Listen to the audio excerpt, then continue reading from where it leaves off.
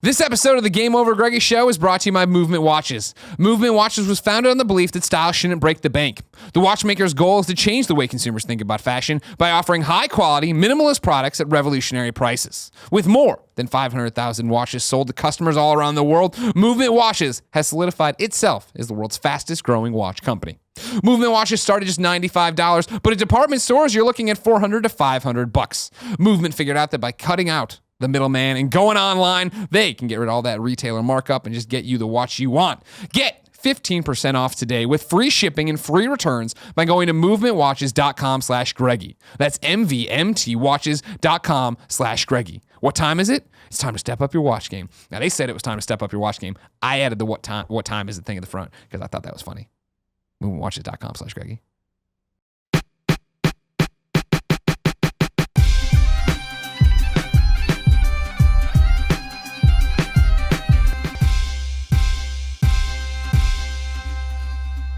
Colin, what's your topic? Topic number 3. Are we breaking that in two? I just wanted to say that. Is it topic number 3? No, it's topic 2. Okay. I want to talk about punching Nazis in the face. Oh, like Captain America. Exactly. Great. So some time ago, around January 21st, Donald Trump's inaugurated in Washington, D.C. There's a lot of people there, protesters, supporters, whatever. There wasn't just a lot of people there. There was the most people ever. Literally tens of millions of people in the nation's capital that day, according to Donald Trump, and whose descent into madness does indeed continue to this day. Now, one of the pieces of interesting like zeitgeist that happened at that time that will always be talked about, I think, forever, is is this guy named Richard Spencer getting punched in the face by a protester. And it kind of goes viral, right? And so I want to tell you I want to go into who Richard Spencer is, and then what happened to him, and then ask you guys if it's okay that this happened to him. Mm-hmm. Okay? Like a week later, he got punched again, right? That's the word, but then I was reading that's just the same video from a different angle. I don't really know. Let's just talk about this particular one. Imagine that as being his life, just the rest of his life, people just randomly punching him. That would just suck. Whenever he explains the frog. So this is from Wikipedia, just to explain who Richard Spencer is and why this is an important thing. Richard Bertrand Spencer, born in 1978, is an American white supremacist. He is president of the National Policy Institute, a white nationalist think tank, and Washington Summit Publishers, an independent publishing firm. Spencer has stated that he rejects the description of white supremacists and describes himself as an identitarian. He advocates for a white homeland for a dispossessed white race and calls for peaceful ethnic cleansing to halt the deconstruction of European culture. Spencer and others have said that he created the term alt-right, and he considers the movement about white identity. Spencer has repeatedly quoted from Nazi propaganda and denounced Jews, and has on several occasions refused to denounce Adolf Hitler. Spencer and his organization drew considerable media attention in the weeks following the 2016 presidential campaign, where in response to his cry, "Hail Trump, hail our people, hail victory," a number of his supporters gave the Nazi salute and chanted in a similar fashion to the Sieg Heil chant used at the Nazis' Nuremberg rallies. Spencer has defended the conduct, stating that the Nazi salute was given in a spirit of, quote, irony and exuberance. As you do. I don't know if you can Here are some of his views according to Wikipedia. According to the Southern Poverty Law Center, Spencer advocates for a white homeland for a, quote, dispossessed white race, end quote, and calls for a, quote, peaceful ethnic cleansing, end quote, to halt the deconstruction of European culture. Peaceful ethnic cleansing. In 2013, the Anti-Defamation League recognized Spencer as a leader in white supremacist circles, saying that since his time at the American Conservative, he has rejected conservatism because, according to Spencer, its adherents, quote, can't or won't represent explicitly white interests, end quote. In a 2016 interview for Time magazine, Spencer said he rejected white supremacy and the slavery of non-whites, preferring to establish America as a white ethno-state. Spencer opposes same-sex marriage, which he describes as unnatural and a non-issue, commenting that, quote, very few gay men will find the idea of monogamy to their liking, end quote. Matthew Heimbach of the Traditionalist Youth Network was reportedly, well, it doesn't really matter. Spencer openly supported Donald Trump in the 2016 U.S. presidential election and called Trump's victory the victory of will, a phrase echoing the title of Leni Riefenstahl's Triumph of the Will, a Nazi-era propaganda film. Upon Trump's appointment of Steve Bannon as chief White House strategist and senior counselor, Spencer said that Bannon would be, quote, in the best possible position to influence policy, end quote. So that's who he is. Sounds like a and then guy. This is what happened to him. super fun at parties. This is from CNN. White nationalist Richard Spencer punched during interview. Says alt-right founder Richard Spencer was punched on Friday during an interview with the Australian Broadcasting Corporation near President Donald Trump's inauguration, tying the Australian topic, of course, back to this. Video posted online by the outlet shows the white supremacist speaking to Washington Bureau Chief Zoe Daniel when he was interrupted by individuals off camera. Spencer was answering questions on whether he was a neo-Nazi. He said he was not, and was then asked what the Pepe the Frog pin was he was wearing signified. Pepe the Frog is an internet meme so often used by racists and anti-Semites it was designated a hate symbol by the Anti-Defamation League. As Spencer was speaking, a masked individual ran up, socked him in the face, and fled. Sponsor left later tweeting there was no serious damage. So basically that's what happened. So those are the two things. Now, what ended up resulting from this We lost Pepe. is Pepe's dead now. Pepe's gone. The Nazis Were you looking at me because you think at some point I'm going to make a joke about Pepe the Frog on the morning show? I mean, do you know Pepe the Frog? No, I've never heard of this. If you saw the Kevin, can you show him the image? Because you've definitely seen this thing. But yeah, it was like just a fucking stupid ass meme joke thing. It's like, I guess it's kind of funny, whatever. But then now it's evil. Oh, Pepe. You've seen him, right? Yeah, I've seen that. Yeah. Anyway, yeah. Now all of a sudden he's a bad dude. So One of the bad dudes. what ended Trump's up keeping happening, this ended up bringing up a great debate amongst many a people, right? Mm-hmm. There are people running around saying that Richard Spencer deserved to be punched, that you should punch any Nazi you see, that you should assault any Nazi you see, and then there are other people that are saying that this is obviously just assault and actually a stymieing of a person's free speech, even if he has clearly deplorable. Even if he's a piece of shit. Yeah. I mean, Richard. I mean, I don't think anyone at this table or even in our audience would really dispute that Richard Spencer is garbage, human garbage. The question I want to pose to you guys is: was it right that he was assaulted? And is this this seems like some people are trying to make this the new norm that political violence is now going to be the answer as we move into 2017 here. So I'm curious what you guys think of that scenario, and then I'll give my thoughts on it as well. But I'll kind of leave it up to you guys to discuss. In the great comic book Kingdom Come, Yeah. Superman uttered the phrase, Give it to me. "Only the weak succumb to brutality." I do not think he should have been punched. This has been obviously a hot button issue, and it's funny that it hit so not close to home for me, but I mean the way that ever since this, it's been the photo of Captain America knocking out Hitler, it's been Wonder Woman punching a Nazi, it's like all these different things. Nazis suck. This guy sucks, clearly, but it's sinking to their level in a way of like, all right, we're not going to make a point that our ideas are better and that you're wrong with our words anymore. We're going to run up and punch you in the face and think that's fine, that we can get away with that. Like, no, and we just did this last week on the show, obviously, that America's so fractured that sides can't talk to each other anymore. We need to fix that, not make it worse. Do I feel like, oh man, that really sucks for Mr. Spencer that he got punched in the face? Not particularly, You're not gonna but lose sleep over it. No, I mean, but it's and also he didn't get like. It's violence. I should feel worse about it than I do. Probably I don't. If you had shown me that with zero context, I'd been like, that's fucked up. That's messed up. That guy just got sucker punched in the face, which sucks. Which tells me this is the exact same thing, right? Which is, while I vehemently disagree with this guy's politics and his stance on pretty much everything in life, I would guess, I don't think that walking up and socking someone in the face is ever a good way to do it. Ethically and morally, I don't like that. And as far as what you're trying to accomplish with it, you're actually setting back your own agenda Exactly. A long way, and that's the unfortunate thing is, would we right now be talking about this guy had someone not punched him in the face? You would know who he was. I probably wouldn't have context for it. And I heard that name in passing. To be honest, I didn't know really anything about him. Until, I had seen the whole until that happened. Nazi salute thing, Yeah, I that saw video, that, but yeah. I didn't remember his name. I didn't remember what's there's a going on. small contingent of white supremacists in the United States, and I want to reiterate that the white supremacy, like proper white supremacy movement in the United States, is very small. But we're talking about like maybe a few thousand in the KKK, and they were saying like a few hundred in the actual neo-Nazi party. So you're talking about a very small group of people. Now, even if you gave them each of those people 100 sympathizers, it's still a really small group of people. But nonetheless, I had heard that name, but I never really knew who he was. So to your point, we would not be talking about Richard So Spencer. I mean, this is the problem. Is like, you let your passions get the best of you, and now you've made this person into a little bit of a martyr. Right now, the issue is murky now. We're talking about this person, someone's done violence against this person instead of the horrible, violent words that are coming out of his mouth. And I think that just is not the right. It's not the right look. It's not the right way to go about things. And we know this. We know this from every time something like this happens. Is you're just giving this person more ammo later in life. So yeah, and I also just don't agree that violence solves anything. I just don't think it does. In general, I mean, I think I'm not so good. I don't want to finish that statement because that's going to sound bad, but there's a time and a place. You don't like minorities either. No, I really don't. I'm joking. If the armband fits, Kevin, right? That's the new catchphrase. I was gone. You came up with all these new catchphrases. No, but I'm all right with you guys. Tim, what do you think?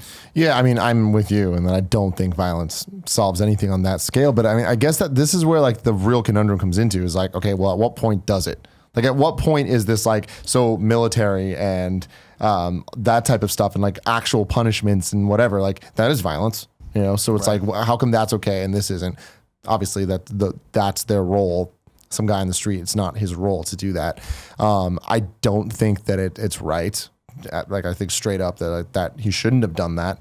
I think that it is assault. I think that guy should be charged with assault, Which I'm sure he has been. I'm sure did they catch this guy? I don't think they did. No, Really? I think he got away. But I mean, I do think that that's assault. That is what it is. Having said that, I think that there needs to be some type of line drawn of like this free speech thing and all of that. It's all it comes from a good place, but like that's a problem. Like at some point we need to stand up against people speaking that way and like But you do that by offering the alternative, right? And I guess, but I think the problem with it is it's so easy to lump people into groups and just like target the whole group. So now he did that. So protesters, you know, or whatever side is the opposite of that guy. It's like he's that the left punched him in the face. I feel like basically no. you're drawing a line between like someone sharing if the free sharing of ideas versus throwing out hate speech. Yeah. Right. Or throwing out something that could potentially incite people to do violence, which is that it is a murky line. I mean, and it's like that his speech incited this guy to violence, you know? It's like that is an interesting way to look at it, you know, where it's like the guy didn't punch him to prove his point. The guy punched him to shut him up. Right. You know? And I think that that's a very different quote unquote conversation than the talking it out and trying to like the battle of ideas and all that. I don't know. I'm a little, I don't know how confident I am in saying what side I stand on, besides the fact that I do believe that violence is not the answer and that you shouldn't do that. But I do think that happening, as much as it kind of signal boosts this guy, I think it signal boosts it in a way that makes people realize how evil people can be. Yeah. And like, I think that it does shed a light on like, this is something that's happening. This is a thing that really exists in a way that people really feel. And I think that that's very problematic. The problem is that I just feel like it's another example of everyone using the Constitution or whatever, you know, Bill of Rights, whatever, however you want to break it down, when it's convenient. It's similar to how people who want to throw around the Bible when it's convenient, right? That it's against this. Well, it's also against all this other stuff. Well, that's open interpretation. It's the same way here of like, it's pretty clear that he has the freedom to come out and have these ideas and say this stuff. And if you're gonna cheer and say it's okay to punch him in the face, then where is that line? How far do you have to go before you can punch somebody in the face or they can say something horrible? And does it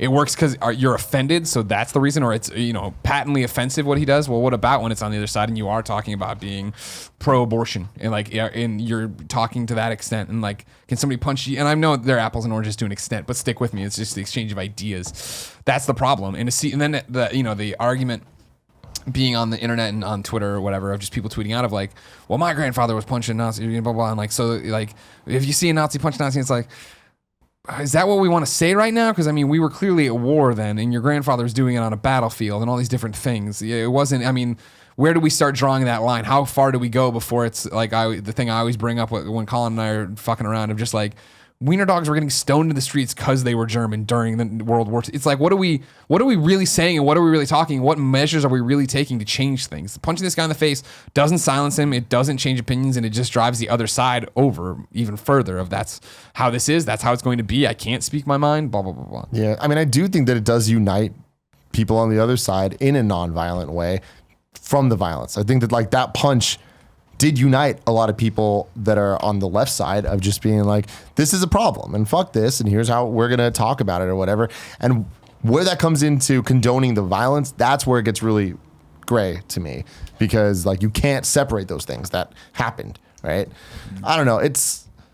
I really wish that it wasn't like this, but so many people are like, how can I do something myself, and how can I change this? And it's like, I feel like so many people they're not in a position to have a conversation. So it's like, does it come down to violence? And like, at what point does this country just turn into a civil war with itself? And it is no longer the military is fighting this stuff. It is, you are actually fighting the people that you don't agree with because you believe in it that much that you will physically fight for it. you know?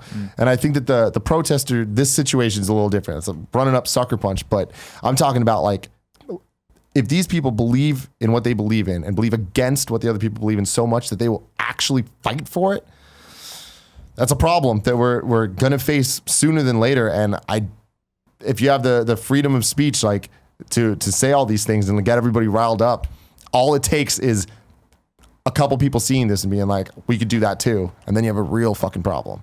Sure.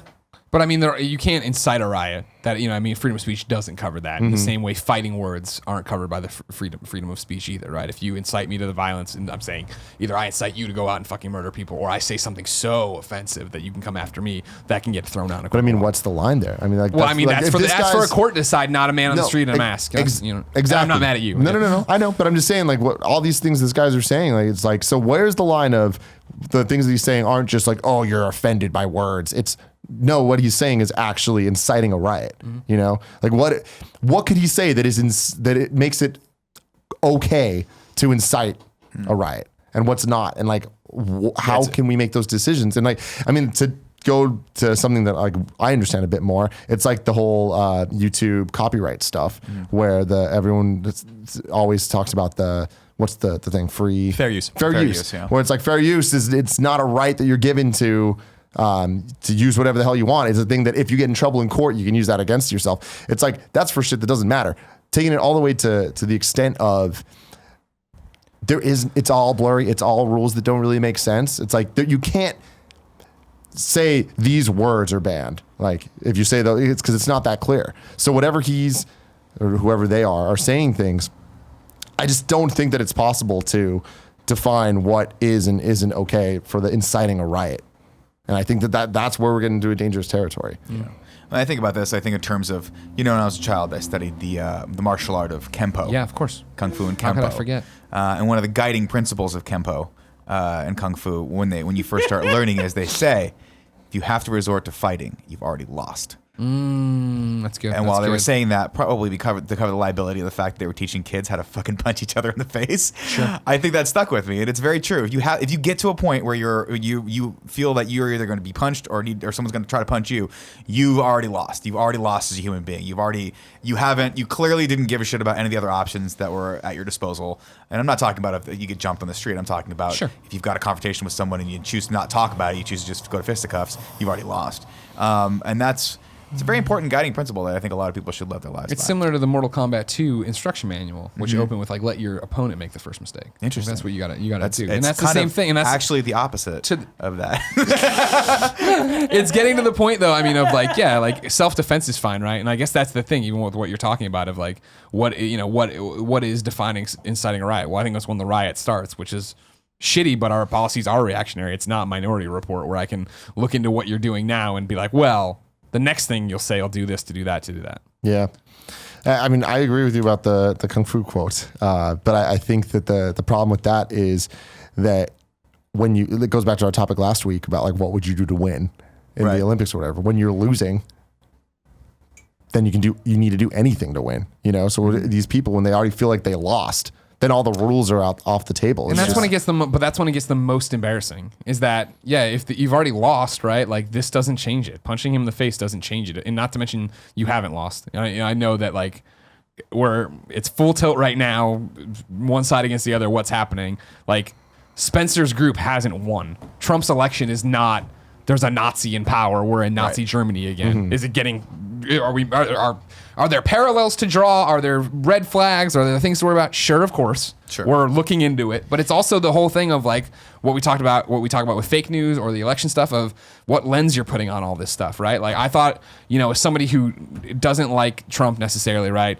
But the protests have been good, bad, indifferent, whatever. When they all marched and left their signs against him at Trump Tower, I was like, oh man, that's like a cool, peaceful way to end this, right? Just to make sure you're getting our message. If you don't, here's where we're doing it, right? And then I saw on Facebook a feed from a person who supports Trump or whatever, that with no context, and like, look at how much they littered in New York or whatever. And I was like, oh, well, they were making a point here. There was a period of that sentence that you're not getting because of this. And again, looking through the lens, they've given a lot of people jobs. Someone's got to go clean that up. Got to get paid for it. I mean, Trump wanted to make jobs, right? Exactly. That's exactly right. And It's just a matter of patience and resilience, right? You see these protests. I think last week I made a comment that the protests weren't doing anything, and I think I spoke a little too soon on that. I think that it depends on how you look at it, right? There's obviously an overwhelming amount of support against the travel ban. And I don't know if necessarily the things would have played out as they have played out, and that a federal court has now overturned portions of that. Were it not for that outpouring, I don't know. I mean, probably odds are some judge would have come around and been like, "This is completely unconstitutional. We should reverse this." But I do think there is a right and a wrong way of going about things, and I think the right way takes a lot more patience, and it takes a lot more perseverance, and it takes a lot more of your attention. And the problem with when you hit a point where you're like, I'm going to go punch this guy in the face, is you pretty much just have shut down all those things I just talked about. You're at a point where you're like, I'm not even going to worry about what comes after this or what's come before this. I'm just so pissed off. I'm going to go punch this guy in the face. It's not a solution. I'm sorry. It's not a long-term solution either, because that guy is he's going to heal, and he's going to come back even more resolute. I think that it's a matter of degrees, right? And this is what I've been talking about for a while now about all of this, is that everyone needs to calm down and understand that it's not as good as one side says it is, nor is it as bad as the other side says it is.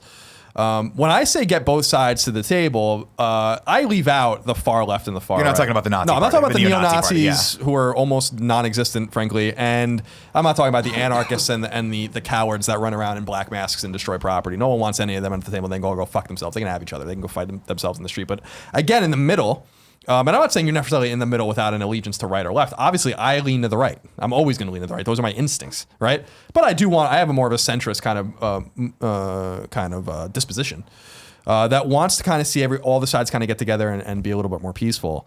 What disturbed me about this was how many people thought that this was okay and are still to this day. They changed their Twitter names to Nazi punching, blah, blah, blah, blah. Half these people couldn't even punch a hole through a taut piece of tissue paper, but nonetheless, they're rallying, how violence is the answer. I always tend more towards absolute free speech over all else. And the reason that I do that is because if you start with monikers and you start curtailing rights based on, well, he's a Nazi. Richard Spencer is clearly a white supremacist, and I don't know what's in his heart. I mean, clearly he's not a good man, right? But he even says, I'm not a Nazi. Right? Now, that's an interesting thing, because already he's saying I'm not a Nazi. And they're saying, well, you are a Nazi. And I would look at that and be like, well, you have Nazi sympathies, dude. At the very least. I mean, you walk like a Nazi, you talk like a Nazi, you salute like a Nazi, you're a Nazi. But the point I'm trying to make is take a person who's degrees separated from that, but still is on the far right, excluded. But it has maybe some, very far right kind of disgusting sympathies, not quite as bad as Spencer, but who I think is clearly has Nazi sympathies and not just an outright Nazi. And then that guy says I'm not a Nazi.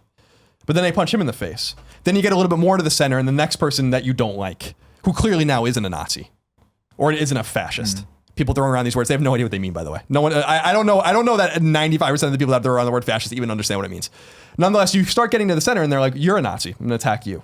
And now you're clearly getting to the point where it's a domino effect, where it's but this person actually isn't a Nazi at all. People have run around calling me racist and an alt-right and all that kind of stuff just because I have right-wing to moderate centrist views. You understand what I'm saying? Oh, yeah. At some point, you have to either delineate nothing or delineate all of it. Well, and to be fair, there's also the whole Hail Colin thing. Exactly, which is your creation, which makes you a Nazi. I don't know if it's mine or yours. It's ours, really. It's my problem with this is that what happened to Richard Spencer, regardless of what you think of the man, obviously the man's a deplorable individual. It's totally wrong, and I agree that. And even ethicists have been weighing in on. I've been reading pieces. I think the New York Magazine's ethicist wrote a big piece. No, you can't do something like this. The ironic thing about it to me, as all of the people run around calling everyone fascist, again with no idea what the actual word means, and how fascism has come to America, even though I see very few signs of fascism in America. We have a functioning court system. We have 3 branches of government. We just had a free and fair election with no one ballot stuffing, no one intimidating you at the polls, all that kind of stuff. An independent military that has nothing to do with all of this kind of stuff. I'm because there's some people that sound a little bit like fascists on the far fringes. We have a fascist society. What are you talking about? But nonetheless, when things like this happen, you embolden, as we said, your enemy. And you also make yourself look like a moron. And you know who used to run around punching their opponents and attacking them and storming places and stuff like that? The Nazis used to do that. They were called brown shirts, and they used to go around and fucking wreck political activists, communists mostly, and socialists and Jews and all those kinds of things. Used to go in there, beat the fuck out of people. And this was both before, in the 20s, before Hitler came to power, and then in 33 and after the Reichstag fire and all that kind of stuff, all the way up to Kristallnacht in 1936, I think it was, and on and on and on. That's what the Nazis used to do. And what's so funny to me is that the people running around calling everyone fascists, you look like fascists.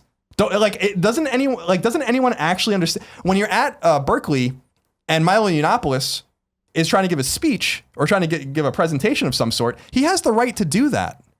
And he was invited to that school. It was not like he just showed up one day, put on a fucking Apple box, stood on top of it, and started talking into a megaphone. They invited him to the school. They sold tickets. It was sold out. I'm not saying I would want to go speak with him or see him speak. I don't know if that anyone would. I've seen his YouTube videos. I think he's an interesting man. I don't really agree with many of the things he says. He's certainly a good debater and certainly an intelligent person. I don't really agree with his disposition. But he had the right to go there. Berkeley is the center, the nexus, the ground zero of the free speech movement in the United States, as anyone who has an education knows. That's where it started. Now people are going to Berkeley and having a riot to stop a man from speaking like they're fascists, because that's what the fascists used to do. So I don't understand how people are there's like a cognitive dissonance between the people running around using a word they do not understand and then the tactics. By the way, the implication of the word fascist too undercuts actual real fascism that happened in Europe in 20s and 30s and 40s that cost the lives of tens of millions of people, including many of our own fighting them. So people need to also keep that in the context. We lost a not insignificant amount of people fighting the Nazis, fighting the Italians, fighting the Japanese, who were also fascist. So in their own way. So what I'm encouraging people out there to look at is when you see something like this and you're like, yeah, a Nazi got knocked out. It's like, yeah, that might make you feel good. But sending around a meme of Captain America punching a Nazi in the face, dude, you're not Captain America. And Richard Spencer isn't Hitler. And this isn't World War II. And you don't know what you're talking about. All of those things must be taken into account. I was talking to a friend of mine recently, and I was like, if you went out and you lined up 10 people that were at that Berkeley protest and asked them what the definition of fascism is, I bet you 9 of them would get it wrong. And if you lined them all up and said, what year did Adolf Hitler come to power? I bet you none of them would know. And if you line them up and said, what were the platforms of Nazi Germany, and what kind of fascism do you see in the United States that mirrors what was going on in the Germany in the 1920s? They wouldn't know, because they don't know what the fuck they're talking about. And then that kind of thing gets you to the point where you're attacking people with really deplorable political views, but nonetheless with the right to say those things. And I don't like crossing that line. I don't think it's a comfortable place to be. Calling all your opponents all of these bad names, even when the shoe fits, like it does with Richard Spencer, that's totally fine. Laying hands on people and squashing free speech will get us to a place where free speech is smaller and smaller and smaller until... well, Nick, you're a fucking fascist, Nick. Yeah. Can you disprove it? I'd have to look up the definition. You understand what I'm saying, though? Like I don't want to get it wrong. Greg, you're a Nazi, Greg. You are a fucking Nazi. Look at this, tall and white. And it's so silly, and it's so uneducated, and it is so ignorant to be running around doing shit like this. You know who will disembowel Richard Spencer? Richard Spencer. Let him keep talking. He sounds like a nut job. You know what Milo Yiannopoulos would hate more than anything? An empty auditorium. You know what you gave him? A riot. You know what that does? Feeds exactly what he says. The exact narrative that he has about the left wing. Going. And you know what he's going to do? I was just watching an interview with him. He's going back. Of course he is. He's going to make more money. Now you just embolden, nothing hurts these people more than no one listening. That's an important point. I know the climate's so heated right now, and also I know that like one person punching, it doesn't represent the whole group, which is always the problem, but the other side will always paint it as the one thing. Similar to how they burned one trash can or whatever during Trump's inauguration protest, right? And that was the one that like I saw in the feeds of my friends who are Trump supporters. Like, oh, why are they destroying so much property? To be fair, there were a lot of people destroying things, buildings. But it wasn't disastrous to the point of but it was a riot that we don't see very often in the United States. To be fair, I just wanted to... That's fine. But, okay, then let me dial back. Women's March. There was things. There was totally peaceful. People were trying to fucking paint that to be it, right? This all goes back to me to Fred Phelps in the Westboro Baptist Church. In the same way of, that was all happening. And if you're not familiar, of course, what it would be is that during the Iraq War or whatever, the second round, Operation Freedom or whatever the hell it was called during W's administration, and it still happens to this day, but nobody covers it anymore because that's the whole fucking point. And I think something happened there too. Doesn't matter. I'm getting off track. When somebody dies in combat, this Westboro Baptist Church from Kansas would go out and protest the funeral with signs that God hates fags. You're dying for all these different sins. This is because of homosexuals. This is because of us turning exactly.